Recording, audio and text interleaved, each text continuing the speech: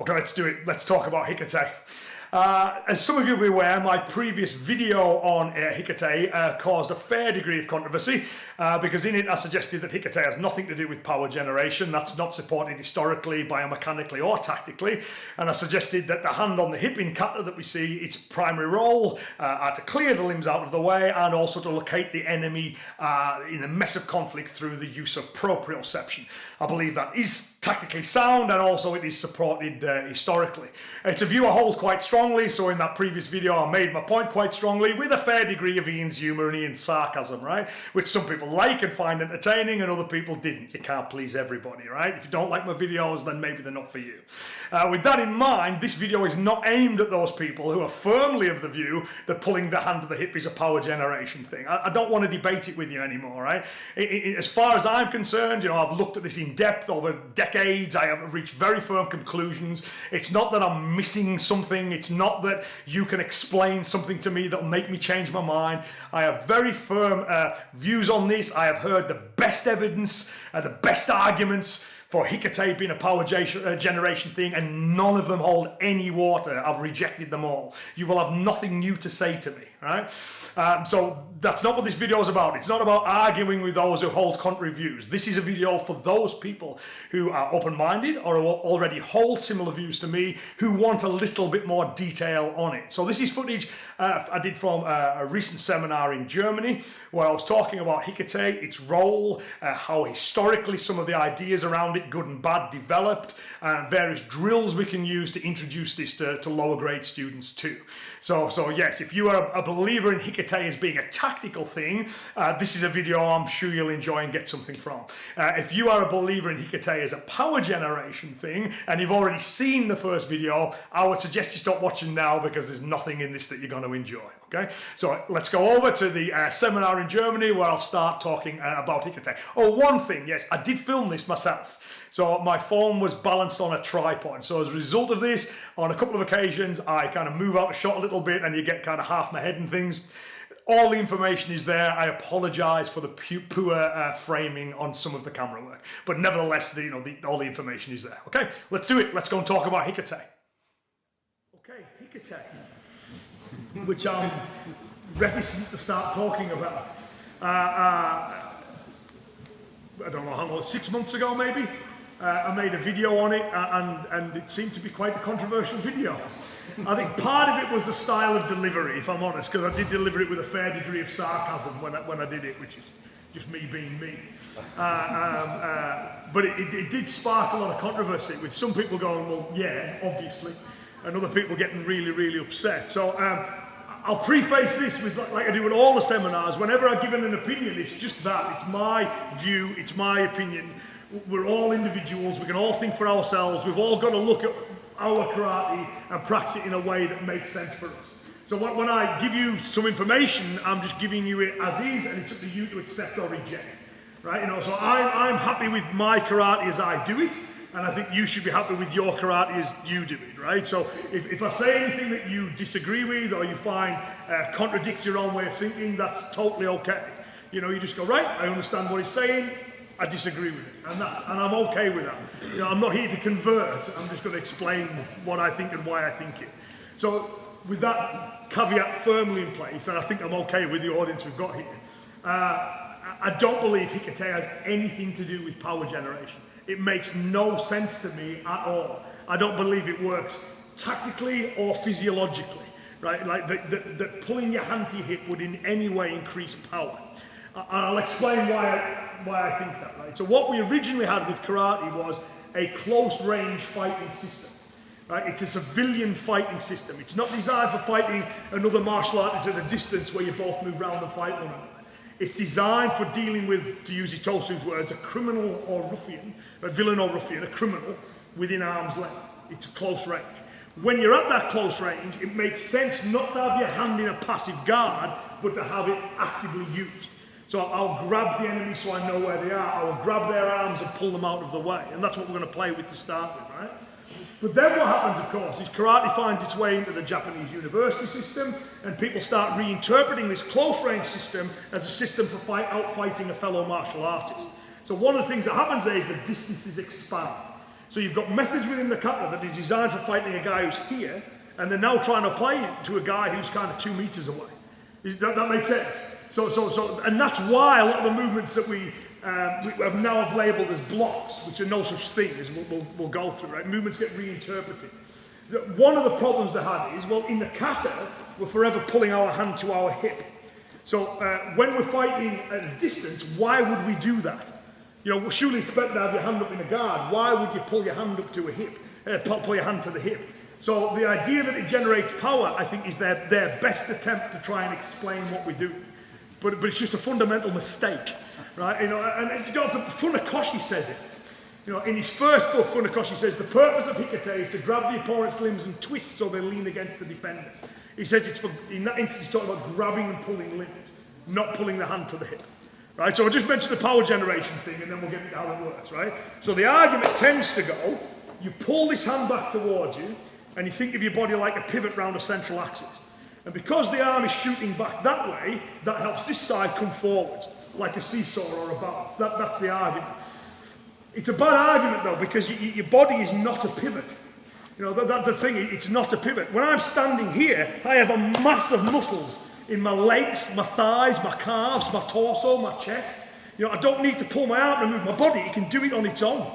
Do you know what I mean? Rather than like just pulling, and this is tiny, right? Your arm weighs about 6% of your body weight.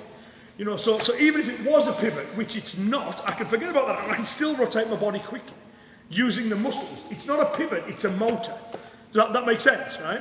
So when I get my students to learn basic punch, so when they're standing, we do it with the toes in slightly, because that enables the hip to move in the that same direction as the arm, and the fact that the other foot's in stops you from over twisting. So having the feet in this slight inner circular position helps them get the hip movement right. And then the idea is the hips and the legs are what generates the force. Does that make sense? You know, obviously, ideally, when you're hitting, you want to pivot from the side. But if you're using a pulling action too, you might want your body to enact that pulling action, in which case you would have a more central rotation tactically. So what we've got here is this. That's what does it. And then from there, then the arms change up. So the hips move, driving from here, and that's what changes the arms. So that pull is not the cause, it's the effect. Does that make sense? That happens here, and that changes the arms up. Does that make sense? The pull is tactical, it's not adding anything to the power of the shot. Is that okay? Lots of nodding heads. I have a feeling if I said that to the wider karate community, they'd be wanting to nail me up as a heretic, right? but you guys get it. So but that's not to say that Hiki-Te is wrong. I believe it's a really useful thing to do. I just don't believe it adds anything to power. Is that okay with everyone? Right? So let's look at some of the things it will do. For those who haven't done this before, we'll quickly go through that proprioception drill. It'll only take 5 minutes, but for those that haven't done it, it's a really useful drill. It'll get into the idea and show you what your pulling hand might be for. I'm okay to body for this, is that right? So this is what I'd like you to do. Your partner's going to put the hand up, and we'll do it the quick version of it. Your partner's going to wiggle the hand wherever they like. Right? Try to avoid fixed patterns. Try to make it as random as you can. The aim of that is that simulates a person's head in the mess of a fight. Right? So it's difficult to hit. Right, when the fight kicks off and we're this far apart and the limbs are swinging, I'm swinging at him, he's swinging back at me, finding and hitting the head can be tricky because it's chaos.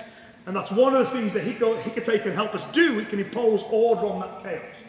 Right, so what your partner did to fake, yeah, something like that's perfect. Sometimes people end up doing this kind of thing, you know, which is, you know, and I say it's supposed to represent a guy's head. What the hell's going on there? If this is happening, I was saying it. You know, if the guy can move his head like this, he has severe medical problems. The last thing he needs is you punching him, right? But if you just make it random enough, so it's a difficult thing to hit. What I want you then to do is just make it even quicker, and then I want you to tap it as many times as you can. So not with full punch. Well, that was a good one. Right, so that was all right. I'm glad I'm filming this because that was better than normal. So I got 2 solid ones and skimmed one. One hit your arm, so that doesn't count, right? So I'll give myself 2.5 out of 10. Right, I just want you to try that, and then we'll add in some, you know, the Hiki-Te effectively to help improve our accuracy. Is everyone okay to give that a go?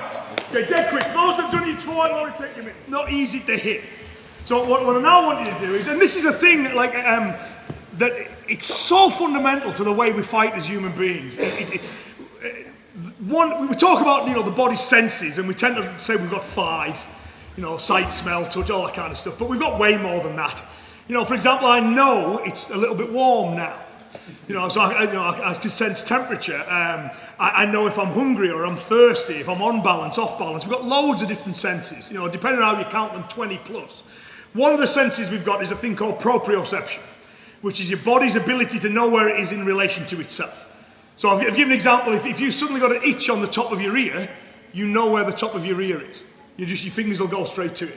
And it is a learnt skill, but we learn it very quickly. So I always use my, like Evelyn, my 3-year-old daughter, use her as a perfect example of this. Right? So about a year ago, when she's trying to feed herself with yogurt, it's everywhere. Because she knows there's a hole here somewhere, but she's not quite sure where. Right? So she scoops it. I've got a brilliant photograph of her where she's literally covered in yogurt. You can kind of see the eyes and the mouth, and that's about it. And she's trying to, it's here somewhere, It was on one of the residentials. You might have even been there, I think. Yeah, so it was just covered in yogurt. And then now, no problem. She's learnt exactly where her mouth is, right? So again, everyone's yogurt free. So I'm guessing all of you have mastered this skill to a sufficient degree. So what you can do is if you put one part of your body on their body, you know where their body is, by extension, right? So one of the things I can do here is I just put my hand on the edge of his hand. What I don't want you to do is hold it still and hit it. There's nothing wrong with that. You grab a guy by the hair and punch him in the face, that's fine.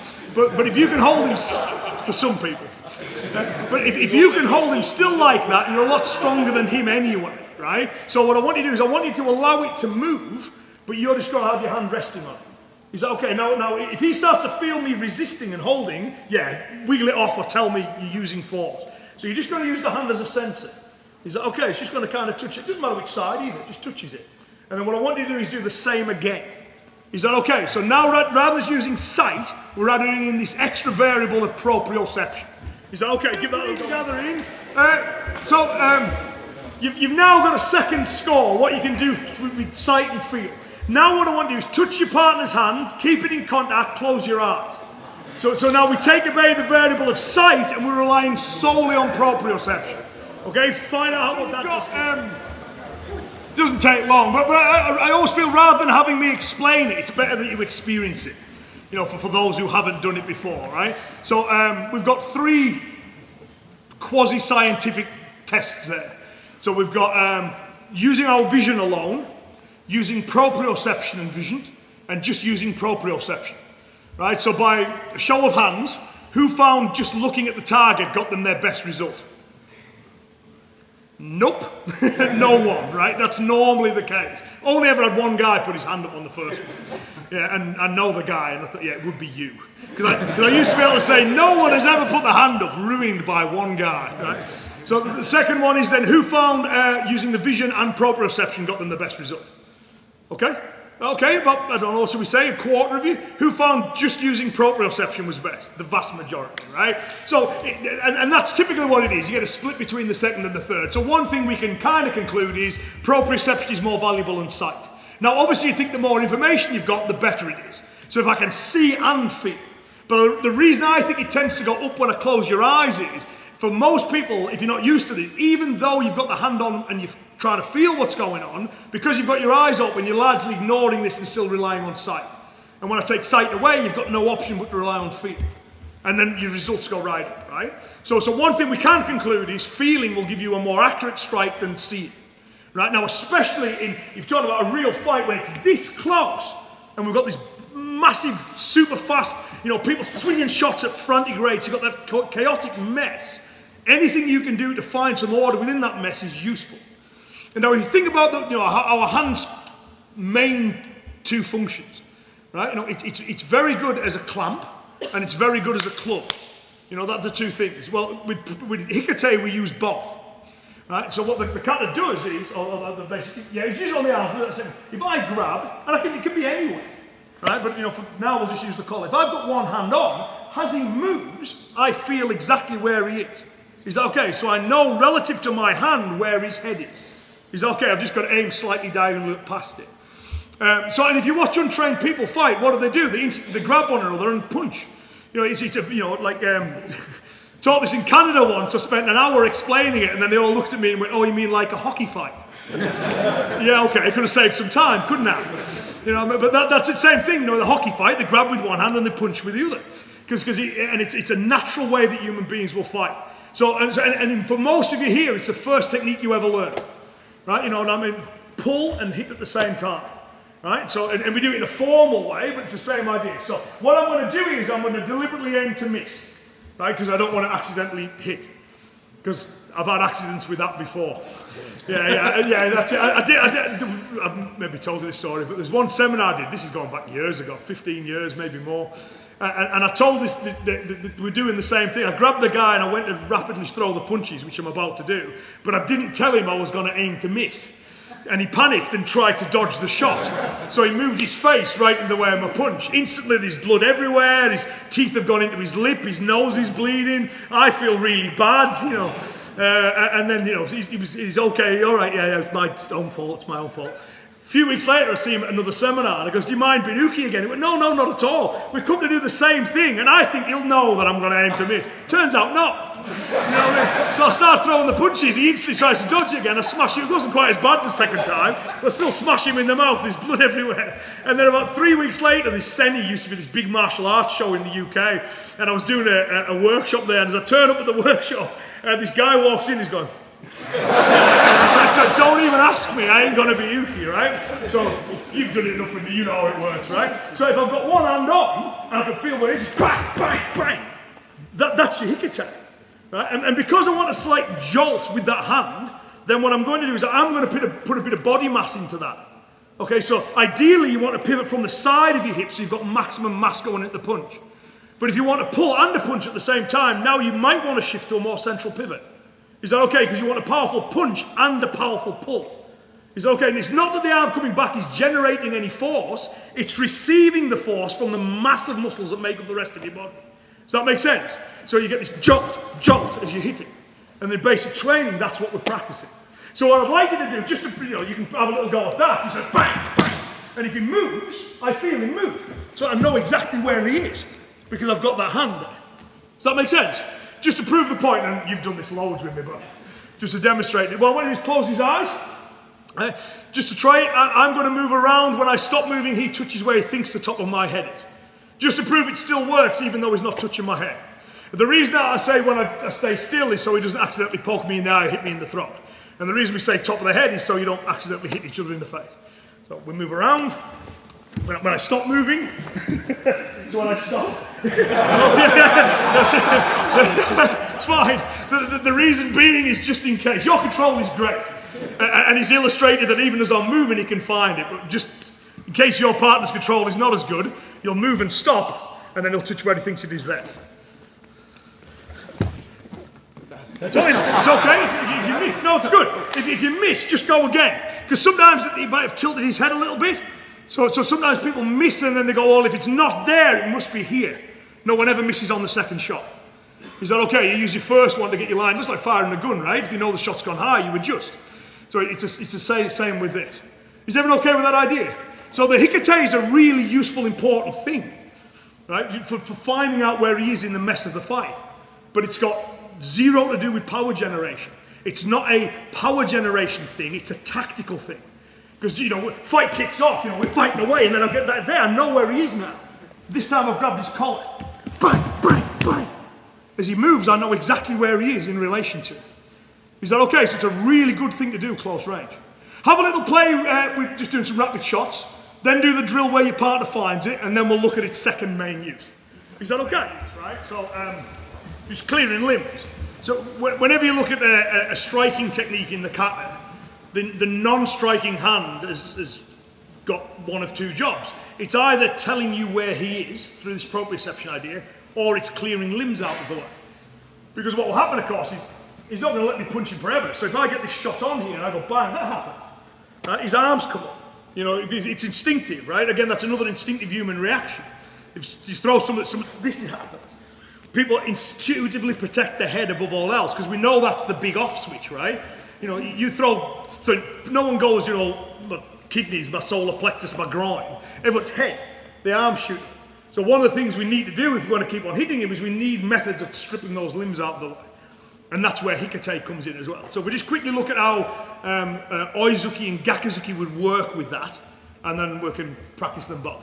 Is that okay? So this one's a little bit different, right? So like, you know, let's say the arm is, it's between, I've got the arms in the way, right? So you've got two basic ways. You've got the simple snatch. So if our arms have crossed this, I can pull here, or I can redirect and pass. You know what I mean? Or, so I'm going here, then I can pass, yeah, tick here, that's it, I can pass, and then here. But there's a few different ways of getting it across. Either do it directly or pass it to it. But just for this central idea, if we just do it this way for now. This one as well, talking about the pull, you don't actually pull that hand back to your hip. We just think we do. Right, so if I can use your hand as an example. If you can just ask you to stand here. That's it, lovely. So if I'm doing like a standard Junzuki, Oizuki, right? You think of like a Kion, and my hand is now touching his hand. So then people go, oh, you step forwards and you pull your hand back to your hip. So I'm a little bit smaller than you, so we'll have it there. You don't. See where my hand is? If I step forwards, that happens. It doesn't move. Yeah, it's still in the same place. So you go, you know, you pull your hand back to your hip. No, you don't. You step forward. So in that case, you're now better trying to get a pivot from the side of your hip for power generation. Does that make sense? You're not actually, the hand isn't pulling back anyway. You're stepping onto it. So if we're using that combatively, I may have pulled this arm down a little bit, and all it's doing now is clearing the path.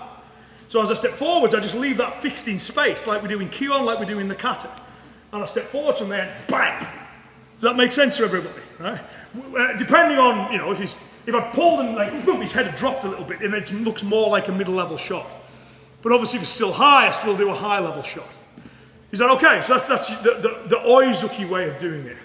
You know, the Gaku's the same kind of idea. You know, if you're stepping in here and bang from here, it's the same idea, and you're not pulling it back, you're stepping onto it as you throw your weight into it. So can you just have a little go at those? So just pop the arm down from here, so it's here, step forwards and back. That's one. And then you can also have a go do it with the Gaku as well. So it's like, boom, sorry.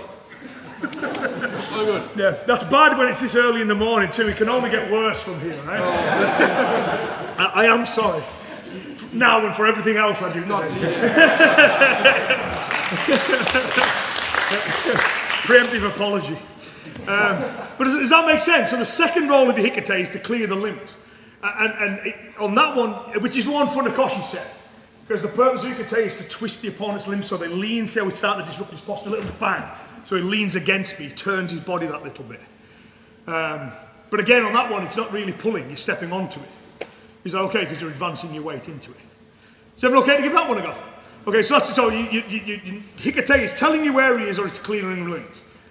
And that's just well supported historically, and I believe is reflected by the way we actually do the technique in Kion and Kata too. There's no mention of Hiki-Te being used for power generation until we've now moved away from the close range karate and we're now practicing at a longer distance. And then they need to, well, why are we doing it? So they invent this reason, which on the surface seems plausible, but I think when you dig a little bit deeper, it's not really. Does that make sense? Is everyone okay to have a go at that one then? Then we can look at some of the functions for blocks. Awesome. So this footage was taken from a two-day event where we covered a whole host of different martial topics, protecting others, live drills, impact drills, using the environment, joint locking techniques, a whole host of things. This is taken from the first part of the first day where it's like an introduction to core concepts, you know, as revision for some people and also for those that are relatively new to the material to get them up to speed.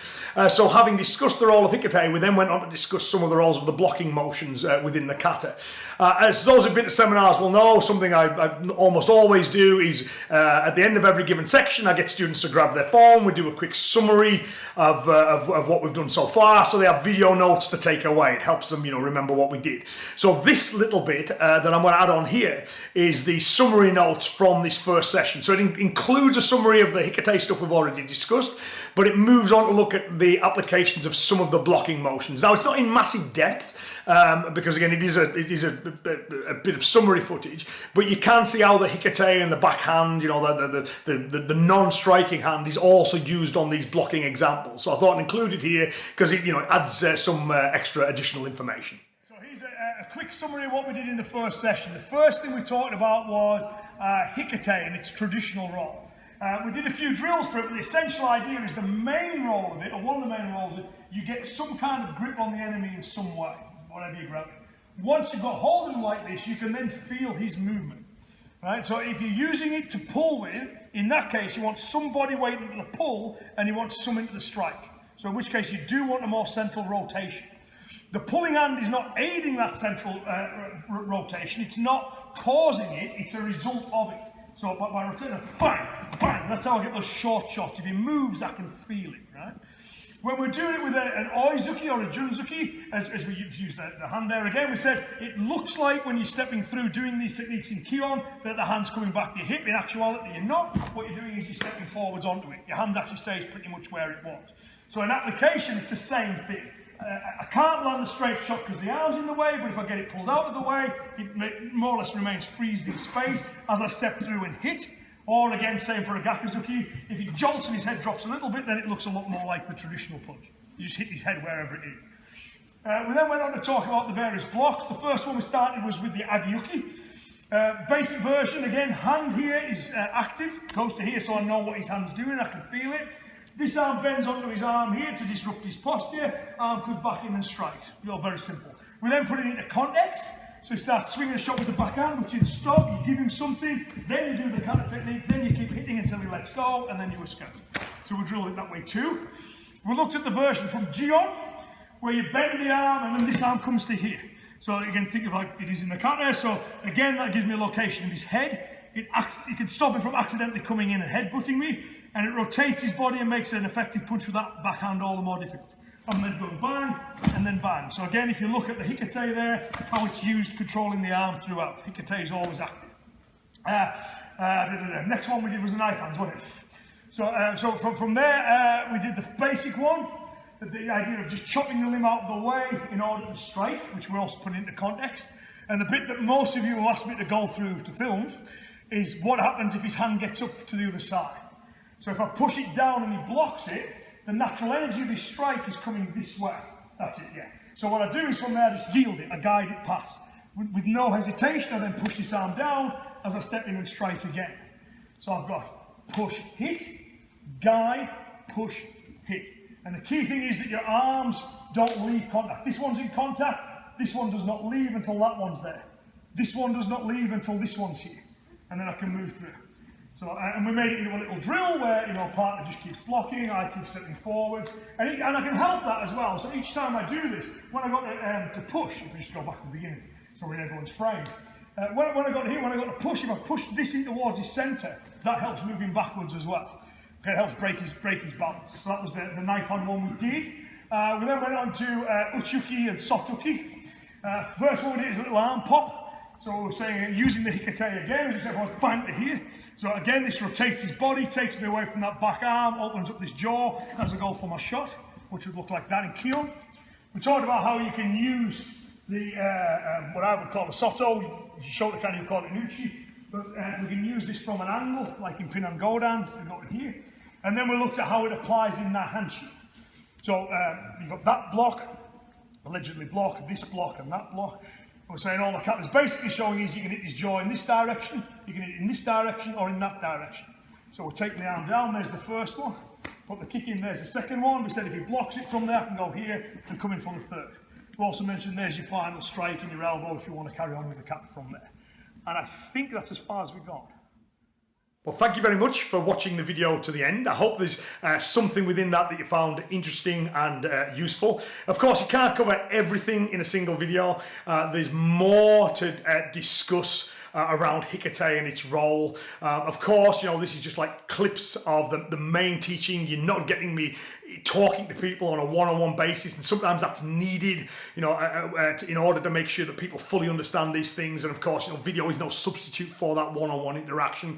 There's other things in the video that are alluded to but not expanded upon. So, how Hiki-Te is used tactically, but the point about the pivoting on the hips and the power generation side of things, that's touched on the video but not discussed in any great depth, but it was part of the group discussions we did have at this event. So I'm always aware when I watch these things back, there's lots that I would love to be able to put in there, but you just can't because of the the practicalities of the medium. And nevertheless, hope you find something useful in there. And as always with these things, it's always down to you, and if the people you share this information with too, it's up to them too to decide decide on what makes sense to them, right? I never present information with the view of trying to demand that everyone thinks the same way as I do. I'm never seeking to convert. What I'm doing is I'm saying, okay, this is my thoughts, it's my information, in the hope that in that big marketplace of ideas, it's of use to somebody somewhere, right? But of course, there's lots of other different views. You know, you should look at all those different views and you should decide what makes sense to you as an individual, which I have done, which is why I've reached the conclusions I have. So yes, thank you very much for watching this video. I'll be back with more soon. Okay, take care now. Bye-bye.